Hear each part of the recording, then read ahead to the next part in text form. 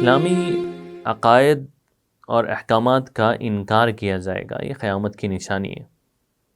مطلب یہ ہے کہ اسلام کے بنیادی جو عقائد ہے اور جو احکامات ہے جو اللہ کی طرف سے، اللہ کے رسول جناب محمد رسول اللہ صلی اللہ علیہ وسلم کی طرف سے ہمیں ملے ہیں، تو اس میں کوئی شک اور شبے کی گنجائش نہیں ہے، لیکن قیامت کے قریب ایسا ہوگا کہ لوگ بعض چیزوں کا انکار کر دیں گے۔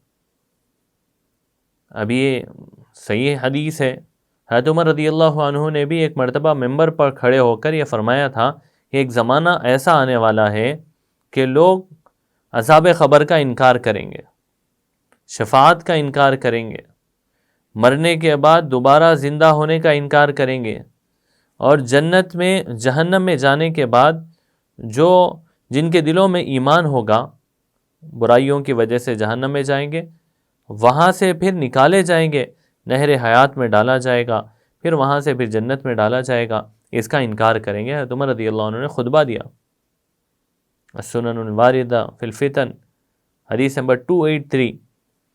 تو یہ جو ہے اس زمانے کے اندر آپ دیکھیں گے تو بہت سارے لوگ ایسے ہیں، بہت ساری چیزوں کا انکار کر رہے ہیں۔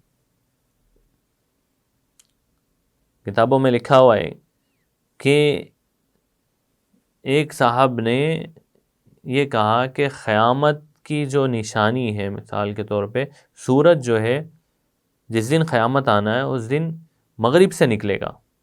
ہر دن مشرق سے نکلتا ہے، مغرب میں ڈوبتا ہے، تو جس دن قیامت ہوگی وہ مغرب سے نکلے گا۔ تو وہ کہہ رہے ہیں کہ نہیں، نکل ہی نہیں سکتا ایسا، کیونکہ سائنس کی سمجھ میں نہیں آتا، تو اس لیے بھائی نکل ہی نہیں سکتا، انکار۔ بہت ساری چیزوں کا انکار کریں لوگ۔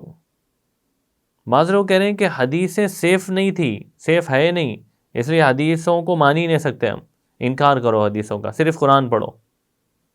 عجیب بات، عجیب عجیب چیزیں لوگ جو ہے نا اپنی طرف سے لا کے یعنی بعض چیزوں کا انکار کر رہے ہیں۔ ایک صاحب بزنس کرتے ہیں، ان سے کہا گیا کہ بھئی آپ یہ غلط کر رہے ہیں۔ انہوں نے کہا کہ نہیں، وہ 1400 سال پہلے جو حدیثیں بتائی گئی نا، جو احکامات بتائے گئے، وہ اس زمانے میں وہ جو بازار تھا چھوٹا تھا، وہ جو اسٹرکچر تھا چھوٹا تھا، چند لوگ بزنس کرتے تھے، تو اس لیے جب کے لیے تو ٹھیک تھا وہ، لیکن اب نہیں چل سکتا، اس لیے اس کو ہٹاؤ، انکار۔ تو یہ قیامت کی نشانی ہے، یہ نشانی ہمیں نہیں بننا ہے۔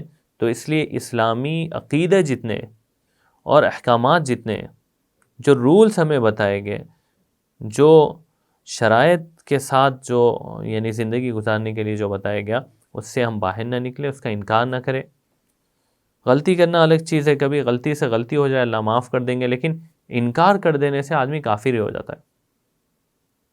آدمی جو ہے یعنی نماز نہیں پڑھ رہا ہے کسی وجہ سے، تو آگے چل کے توفیق ہو جائے پڑھ لے، یا پھر اللہ معاف بھی کر سکتا ہے اس کو، لیکن اگر کوئی کہے کہ بھائی نماز فرضی نہیں ہے، تو آدمی کافر ہی ہو جاتا ہے۔ ایک بھی چیز کا انکار کر دے تو کافر ہی ہو جاتا ہے آدمی۔ تو انکار کرنا بڑا مسئلہ ہے، خطرناک ہے، تو اس لیے انکار نہیں کرنا چاہیے۔